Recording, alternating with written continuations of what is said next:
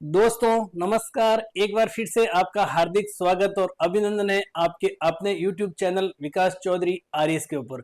मैं हूं आपका साथी दोस्त विकास गवाला, स्कूल व्याख्याता राजनीति विज्ञान।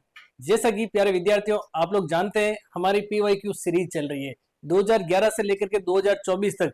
आरपीएससी ने जो भी स्कूल व्याख्याता के प्रथम प्रश्न पत्र में जो भी क्वेश्चंस दिए उन पर सभी प्रश्नों का हम लोग 360 डिग्री एनालिसिस करने जा रहे हैं। उसी सीरीज में आज के सेशन में हम लोग पढ़ेंगे राजस्थान भूगोल। और राजस्थान भूगोल का जो ये पेपर हुआ ग्रुप ए का पेपर 2022 के अंदर हुआ था। कब हुआ था प्यारे साथियों? 2022। और 2022 की बात करें तो तारीख थी आपके 11 और महीना था आपके 10वें महीने की 11 तारीख। और 2022 को आरपीएससी ने जो स्कूल व्याख्याता का प्रथम प्रश्न पत्र का पेपर आयोजित करवाया, उसमें राजस्थान भूगोल से संबंधित जो भी प्रश्न आए उन सभी प्रश्नों का हम लोग 360 डिग्री एनालिसिस करेंगे। हमारे पढ़ने का तरीका, कुछ क्वेश्चंस को हम ट्रिक आधारित पढ़ेंगे, कुछ प्रश्नों को हम लोग कॉन्सेप्ट आधारित जिसमें कि इमेज बना करके मैप बना करके तुलनात्मक अध्ययन के माध्यम से करेंगे। आप लोगों की जानकारी के लिए बता दूं कि ये क्लास स्कूल व्याख्याता की तैयारी करने वाले प्रतिभागियों के लिए तो बहुत ज्यादा इंपॉर्टेंट है। यानी कि मील का पत्थर या फिर ब्रह्मास्त्र या रामबाण औषधि से कम नहीं है। लेकिन राजस्थान में जो भी अपकमिंग वैकेंसीज है राजस्थान स्तर की सभी भर्तियों के लिए, जिन भर्ती परीक्षाओं में राजस्थान भूगोल का संबंध है उन सभी परीक्षाओं के लिए अति महत्वपूर्ण साबित होने वाली है। बिना कोई विलंब किए हम लोग सीधे पहले प्रश्न की बात कर रहे हैं।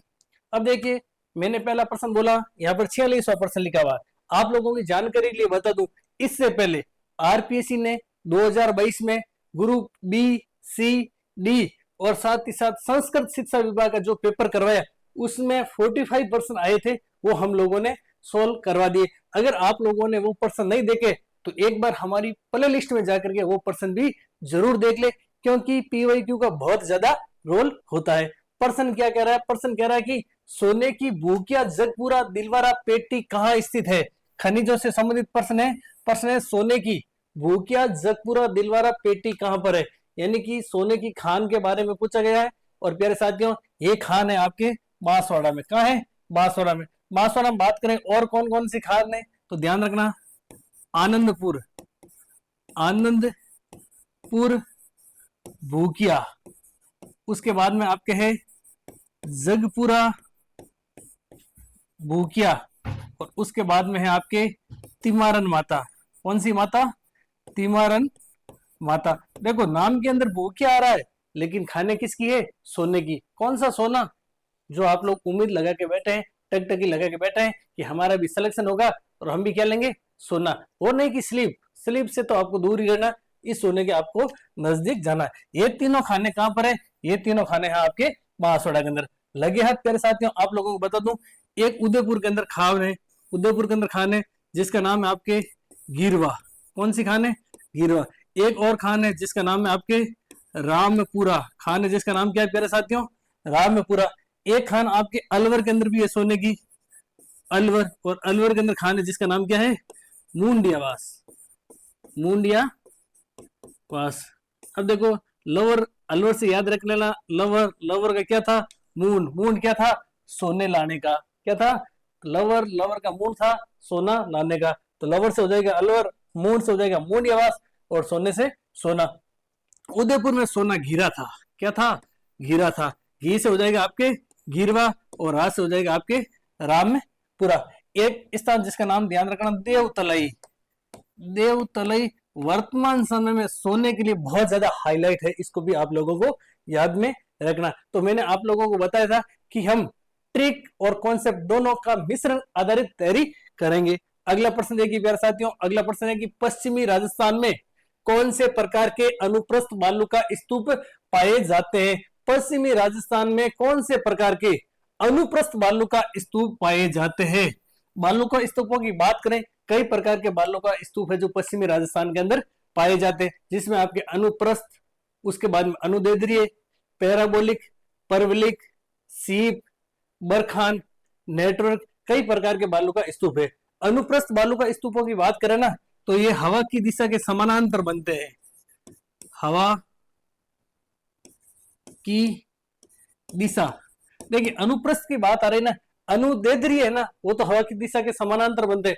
जबकि अनुप्रस्थ हवा की दिशा, हवा की दिशा और हवा की दिशा के समकोण पर बनते हैं, समकोण पर बनते हैं। कौन सी टीले? अनुप्रस्थ। अनुप्रस्थ टीलों का ही उदाहरण है आपके बरखान और परवलई। अनुप्रस्थ टीलों का ही उदाहरण है आपके बरखान और परवलई। अब देखिए बरखान की बात करें उससे पहले हम लोग बात कर लेते हैं कि अनुप्रस्थ प्रकार के टीले राजस्थान में मुख्य रूप से कहां पर देखने को मिलते हैं। तो प्यारे साथियों राजस्थान की एक के अंदर, एक तो आपके सूरतगढ़ के अंदर, कहां पर? सूरतगढ़ के अंदर।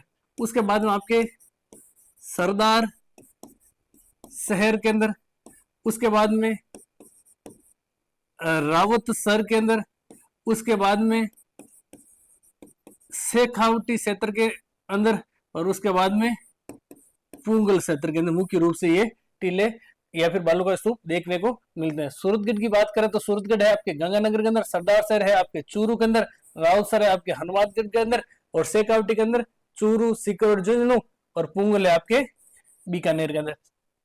प्रश्न आपके एग्जाम में आ सकता है कि अनुप्रस्थ प्रकार के टीले राजस्थान में मुख्य रूप से किन जिलों में पाए जाते हैं या फिर किन स्थानों में देखने को मिलते हैं। तो इन स्थानों के आप लोगों को याद नाम रख लेना।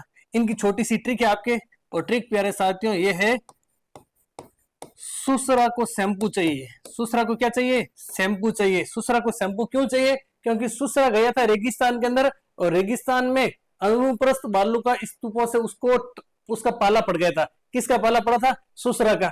तो सुसरा को क्या चाहिए? शैम्पू चाहिए। सू से हो जाएगा आपके सूरतगढ़, शह से हो जाएगा सरदार शहर, रा से हो जाएगा राउतसर, शे से हो जाएगा शेखावटी और पू से हो गया पूंगल। अब कई विद्यार्थी तो कहेंगे सुसरा को शैम्पू क्या, सुसरा कहेगा वो लेके आ जाएंगे, सुसरा तो लाओ पहले। तो सुसरा भी मिलेगा आपको, उससे पहले आपको क्या चाहिए? एक सीट चाहिए, स्कूल वे के था मंजो, फिर शैम्पू भी मिलेगा, सुसरा भी मिलेगा, सब कुछ मिलेगा। ठीक है। अब देखिए बरखान की बात करें ना तो बरखान आपके सर्वाधिक गतिशील टीला जिसका नाम क्या है? बरखान। बरखान को कहा जाता है सर्वाधिक हानिकारक, बरखान को कहा जाता है सर्वाधिक हानिकारक। अब देखिए सर्वाधिक गतिशील है, सर्वाधिक हानिकारक है। सर्वाधिक गतिशील इसलिए है कि मान लीजिए थोड़े समय पहले कोई एक टीला रेगिस्तान के अंदर यहाँ पर बना, अगर घंटे 2 घंटे बाद में हम देखते हैं ना तो वो टीला वहां से हट करके थोड़ी देर अपन कह सकते अगली जगह पे बन जाता। एक बार मुझे याद नहीं है पेपर के अंदर आया था, जगह थी शायद भालेरी चूरू साइड की। एक बच्चे को परिवार वाले कहीं सुला कर गए थे, 2 घंटे बाद में वापस आए तो उसके पास में एक टीला बन गया था। क्या बन गया था? टीला बन गया था। तो सर्वाधिक गतिशील और सर्वाधिक हानिकारक है, ये मुख्य रूप से आपके पाए जाते हैं बालेरी और बालेरी है आपके चूरू के अंदर, और एक जगह जिसका नाम है आपके ओशिया। कौन सी जगह है? ओशिया। और ओशिया है आपके जोधपुर ग्रामीण के अंदर। कहां पर है?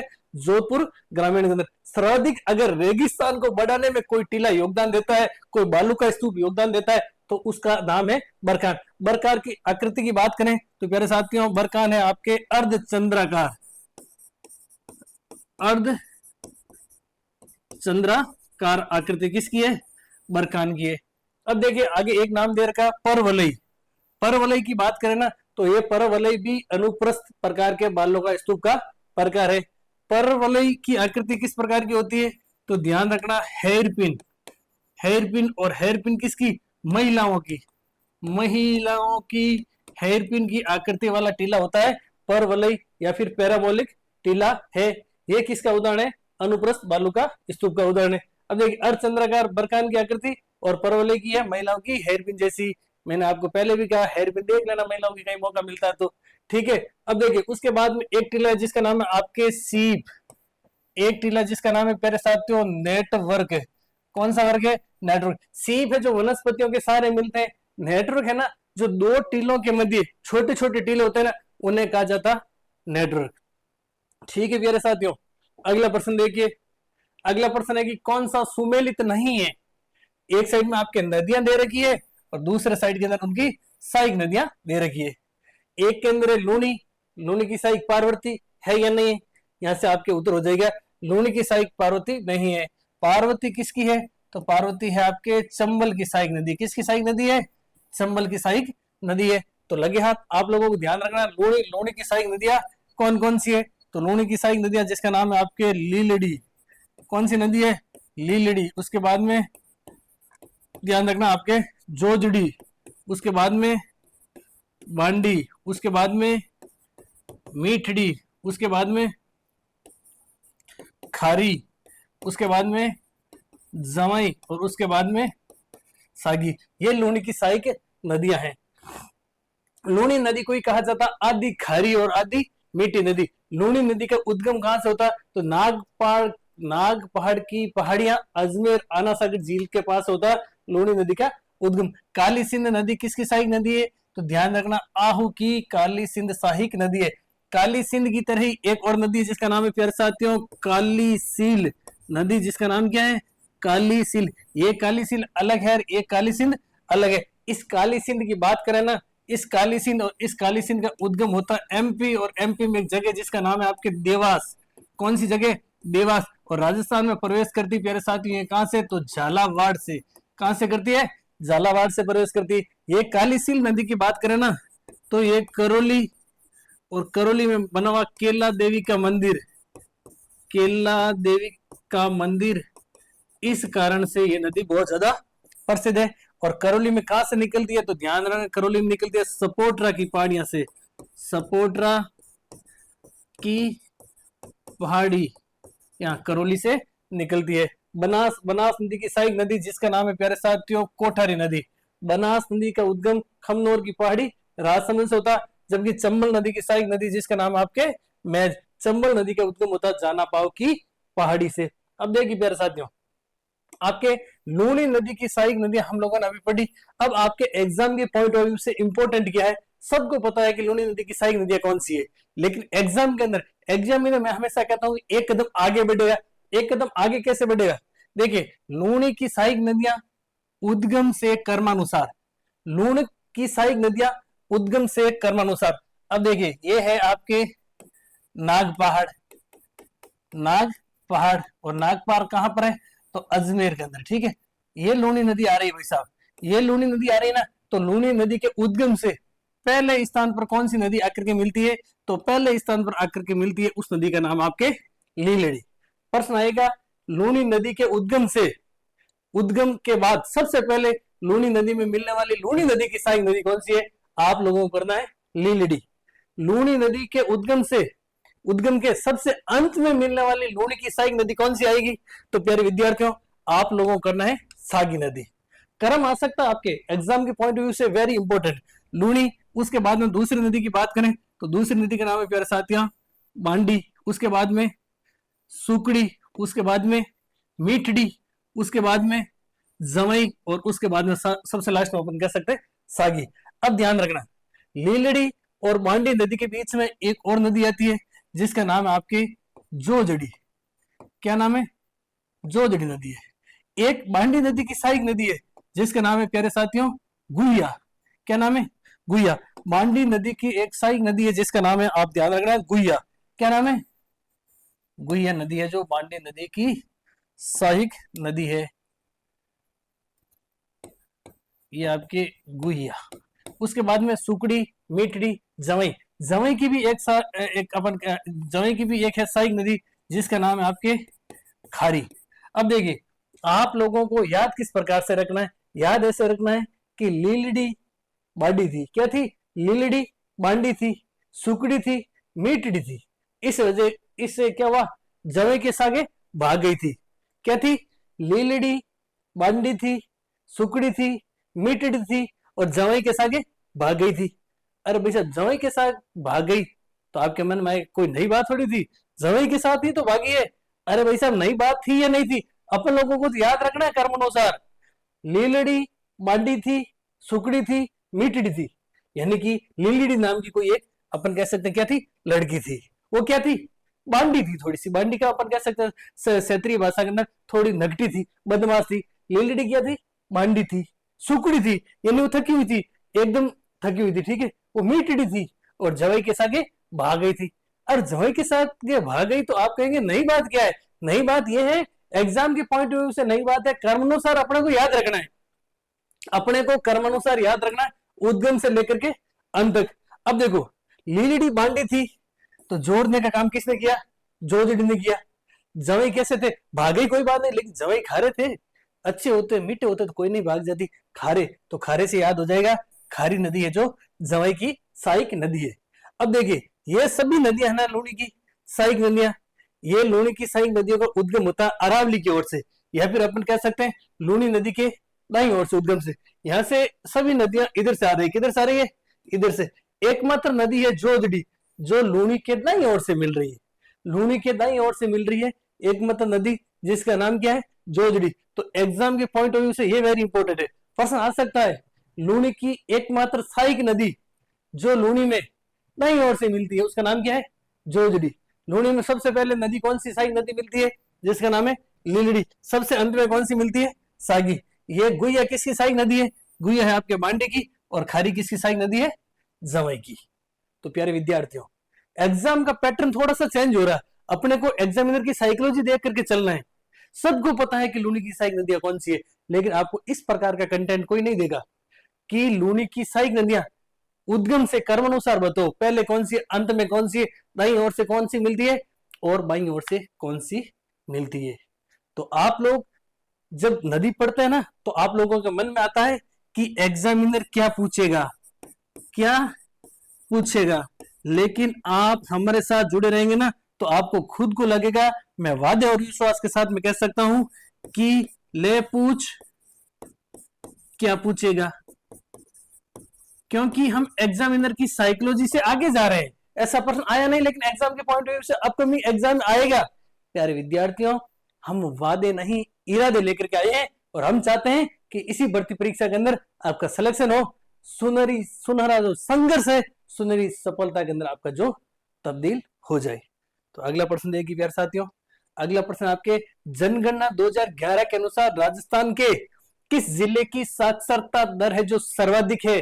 जनगणना 2011 के अनुसार राजस्थान का कौन सा जिला है जिसकी साक्षरता दर है जो आपके सर्वाधिक है? सर्वाधिक साक्षरता वाले जिले, सर्वाधिक साक्षरता वाले जिले, हम लोगों ने आपको एक ट्रिक बताई। कौन सी ट्रिक? कोज जूसी। कोज जूसी कैसे क्या हो जाएगा? कोटा हो जाएगा। जैसे हो जाएगा आपका जयपुर, जू से हो जाएगा आपका झुंझुनू और सी से हो जाएगा आपका सीकर। और कोटा की बात कर लगभग कितनी है? तो 76.9% है।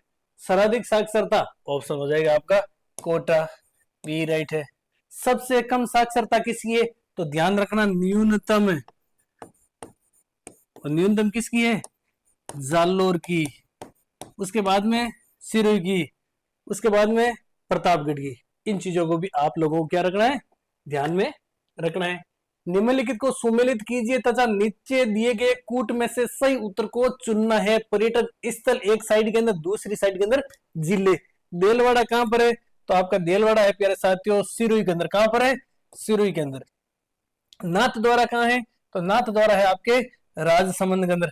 भीनमाल कहां पर है? तो भीनमाल है आपके जालोर के अंदर। और गणेश्वर कहां है? तो गणेश्वर है आपके सिक्कर के अंदर। आप लोग कहेंगे नहीं नहीं सर भीनमाल जालोर में नहीं है, तो कहां पर है? ये लिख लो सांचौर के अंदर। फिर आप लोग कहेंगे सर गणेश्वर सिक्कर में नहीं है, तो ये लिख लो नीम का थाना के अंदर। नीम का थाना। सही उत्तर क्या हो जाएगा आपका? 2 3 4 1, 2 3 4 1 ए है जो आपके प्यारे साथियों क्या हो जाएगा? सही उत्तर हो जाएगा। हल्का सा प्रश्न, बहुत हल्का प्रश्न आया ये।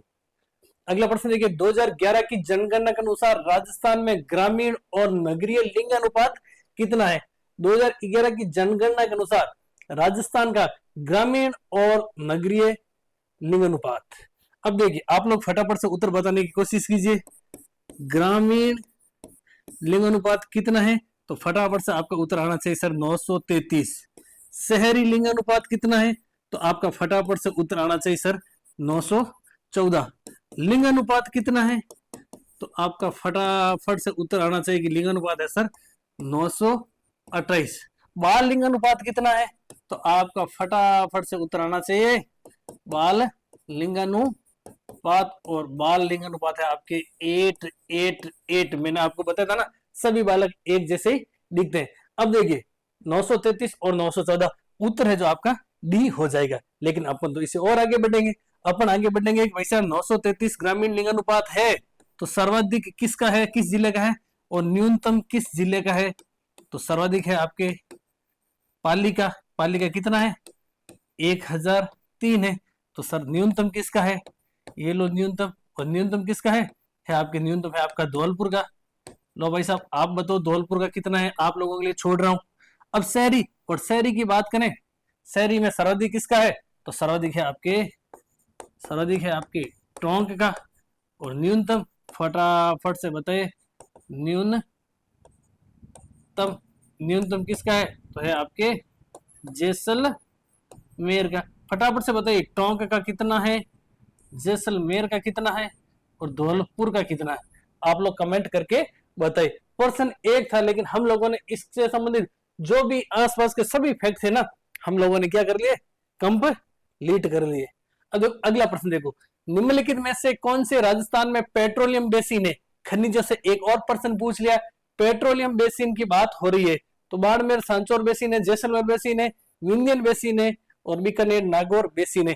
यानी कि ऑप्शन ए बी सी और डी चारों ही सही हो जाएंगे। अब देखिए बेसिन का प्रश्न आ गया और पेट्रोलियम का प्रश्न आ गया, तो जिस एग्जाम में मेरा सिलेक्शन हुआ था 2022 ग्रुप सी प्रथम प्रश्न पत्र, उसमें प्रश्न पूछा गया था कि भारत में राजस्थान का स्थान कौन सा, कच्चे तेल में राजस्थान का भारत में कच्चे तेल का कितना उत्पादन होता है, तो होता है आपके 20%। और स्थान की बात करें तो सेकंड स्थान। हो सकता है कि आपके एग्जाम के अंदर आ जाए कि सॉरी भारत में सर्वाधिक, और भारत में सर्वाधिक किसका है, तो बॉम्बे हाई का, और बॉम्बे हाई का कितना प्रतिशत है, तो ध्यान रखने प्यारे साथियों कितना प्रतिशत है, 40% है। एग्जाम में प्रश्न कैसा भी आ सकता है। अगला प्रश्न देखिए, राजस्थान में इसबगोल उत्पादक, अरे वैसा इसबगोल कोई कहते हैं घोड़ा जीरा, क्या कहते हैं, घोड़ा जीरा, कौन सा जीरा, घोड़ा जीरा। घोड़ा जीरा राजस्थान में सर्वाधिक कहां पर होता है, तो सर्वाधिक होता आपके जालौर के अंदर। कहां पर होता है, जालौर के अंदर। उसके बाद में बात करें सर्वाधिक कहां पर होता, तो होता आपके सिरोही के अंदर, और उसके बाद में सर्वाधिक कहां होता आपके बाड़मेर के अंदर। ये कहां है ऑप्शन में, जालौर सिरोही बाड़मेर, ये आपके ऑप्शन बी। अब देखिए बाड़मेर की बात करें ना, बाड़मेर में सर्वाधिक बोया जाता है, और सर्वाधिक ही होता है क्या आपके उत्पादन, सर्वाधिक क्षेत्रफल में बोया जाता है, और सर्वाधिक उत्पादन, सर्वाधिक क्षेत्रफल की बात आए तो भी बाड़मेर, और सर्वाधिक उत्पादन की बात आए तो भी आप लोगों को क्या करना है, बाड़मेर। इस गोल को कहा जाता है कौन सा जीरा, घोड़ा जीरा। अगला प्रश्न देखिए, अगला प्रश्न है निम्नलिखित में से कौन से कारक राजस्थान की जलवायु को प्रभावित करते हैं। राजस्थान की जलवायु को प्रभावित करने वाले कारक कौन कौन से है। अब देखिए राजस्थान की जलवायु को अक्षांशीय अवस्थिति प्रभावित करती है, देशांतरी अवस्थिति करती है, अरब सागर से दूरी करती है, या फिर आपके उच्चावच विशेषताएं करती है। आप लोगों को ध्यान रखना है मौसम लैंड, मौसम लैंड याद रखना, क्या रखना, मौसम लैंड याद रखना। एम से हो जाएगा आपके माउंटेन, MOUNTAIN। माउंटेन का मतलब है पर्वतों की दिशा, पर्वतों की दिशा। ये आपको मौसम लैंड एक छोटी सी ट्रिक है, और मौसम लैंड से सभी जलवायु को प्रभावित करने वाले आपके कारक आ जाएंगे। ओ से OSCEAN, ओशियन, ओशियन का मतलब होता है समुद्र, समुद्र से दूरी और या फिर निकटता। उसके बाद में एस, और एस से हो जाएगा आपके क्या, सोइल, यानी कि मिट्टी किस प्रकार की है, और एम साइलेंट रहेगा।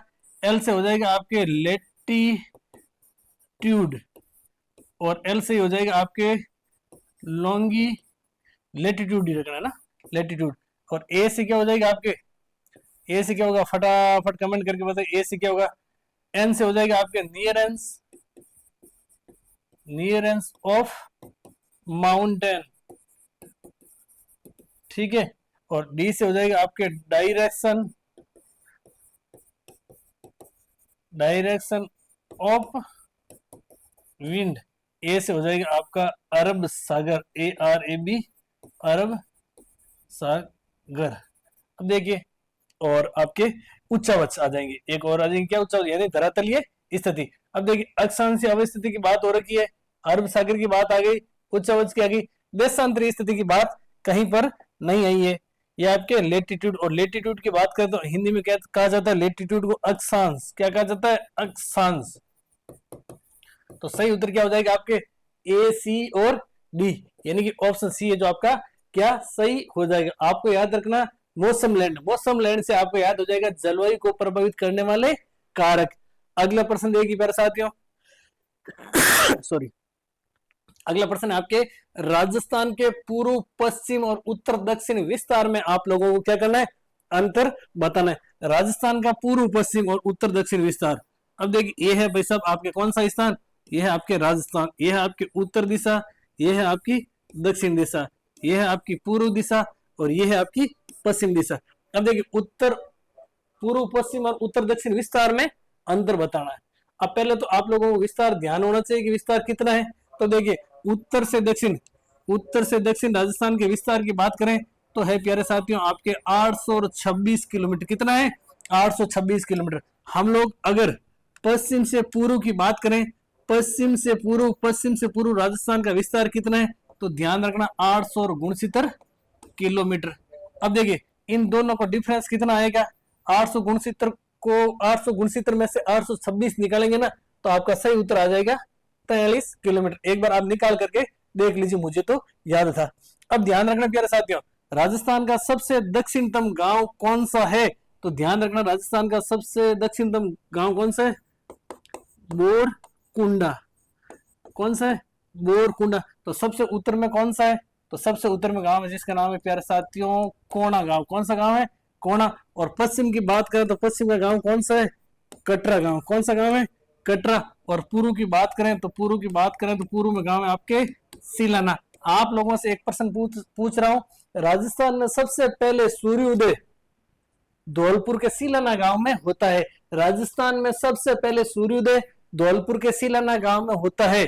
तो आप लोग अगला प्रश्न बताइए कि राजस्थान में सबसे पहले सूर्य अस्त किस जिले में होता है।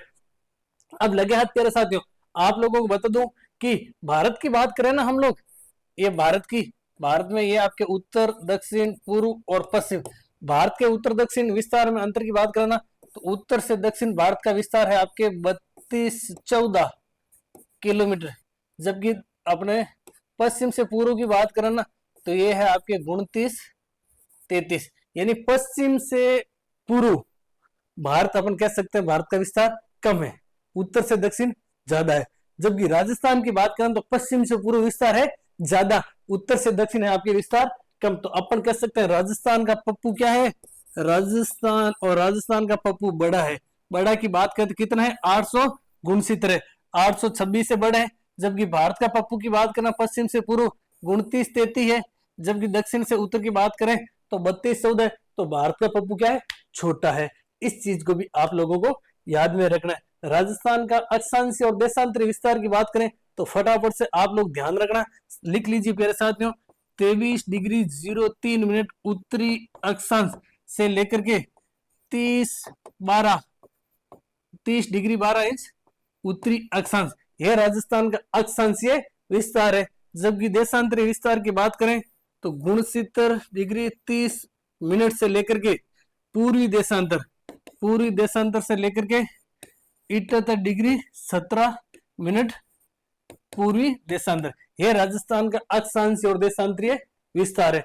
अब देखिए राजस्थान के अक्षांशीय विस्तार का अंतर, अक्षांशीय विस्तार कितना है और देशांतरीय विस्तार कितना है, फटाफट से आप लोग कमेंट करके बताइए। देशांतरीय और अक्षांशीय विस्तार कितना है, इन दोनों, इस संख्या को इससे माइनस करना और इस संख्या को इससे माइनस करना, तो अक्षांशीय और देशांतरीय विस्तार आप आराम से निकाल लेंगे। अगला प्रश्न देखो, राजस्थान राज्य का अधिकतम क्षेत्र कौन से रेलवे क्षेत्र के अंतर्गत आता है। राजस्थान में रेलवे जोन की बात करें तो रेलवे क्षेत्र के जोन कितने हैं? तो ध्यान रखना प्यारे साथियों, कितने? 5। 5 है। तो सर्वाधिक किस में आते हैं? तो सर्वाधिक आते हैं प्यारे साथियों उत्तर पश्चिमी रेलवे। और उत्तर पश्चिमी रेलवे की बात करें तो सर्वाधिक कितने आते हैं? 4। कौन कौन से मंडल आते हैं? तो ध्यान रखना आपके जयपुर मंडल, उसके बाद में जोधपुर मंडल, उसके बाद में अजमेर मंडल, और उसके बाद में आपके आता है बीकानेर मंडल। अब आप लोग कहेंगे सर एक और मंडल बच गया, वो किस में आता? वो आता है आपके कोटा मंडल। और कोटा मंडल किस में आता? वो आता है आपके आपके आपके किस में आता है? आपके आता है दक्षिणी पूर्व में। किस में आता? दक्षिण पूर्व। इसका मुख्यालय कहां पर? कोटा का। कोटा का मुख्यालय है आपके एमपी, और एमपी में कहां पर है? तो ध्यान रखना प्यारे साथियों है जबलपुर में। जबलपुर में। तो रेलवे जोन सर्वाधिक किस में आते हैं? उत्तर पश्चिमी रेलवे जोन में आते हैं। तो प्यारे विद्यार्थियों, आज का सेशन हम लोगों ने पढ़ा राजस्थान भूगोल से संबंधित पीवाईक्यू, और हम लोगों ने जैसे कि आप लोगों से वादा किया, और मैं तो इतना कह रहा हूं कि मैं आप लोगों से वादे लेकर नहीं आया हूं, इरादे लेकर आया हूं। हम लोगों ने 360 डिग्री एनालिसिस कर लिया। क्या कर लिया? 360 डिग्री एनालिसिस कर लिया, जिसमें मैंने आप लोगों को ट्रिक भी बताई और कॉन्सेप्ट भी बताया। तो ग्रुप ए 2022 11 अक्टूबर को जो पेपर हुआ आरपीएससी स्कूल वेकेता, उसका हम लोगों ने एनालिसिस कर लिया। तो प्यारे विद्यार्थियों, आशा और अपेक्षा करता हूं कि आप लोगों के लिए सेशन बहुत शानदार वाला, लाजवाब वाला और अति महत्वपूर्ण साबित रहा होगा। इसी आशा और अपेक्षा के साथ में मिलेंगे नेक्स्ट सेशन में। तब तक हंसते रहिए, मस्त रहिए, खिलखिलाते रहिए, लेकिन साथ साथ में ध्यान रखना पढ़ना। पढ़ेंगे, पढ़ना पढ़ने से आएगा, और पढ़ेंगे तो मंजिल मिलेगी, मंजिल मिलने का मजा भी आएगा। मंजिल तो सामने खड़ी है, अपने को क्या करना? केवल और केवल मंजिल तक चल के जाना है, और सफलता एक दिन में नहीं, लेकिन एक दिन अवश्य मिलेगी। मिलेंगे अगले सेशन में। जय हिंद, जय संविधान।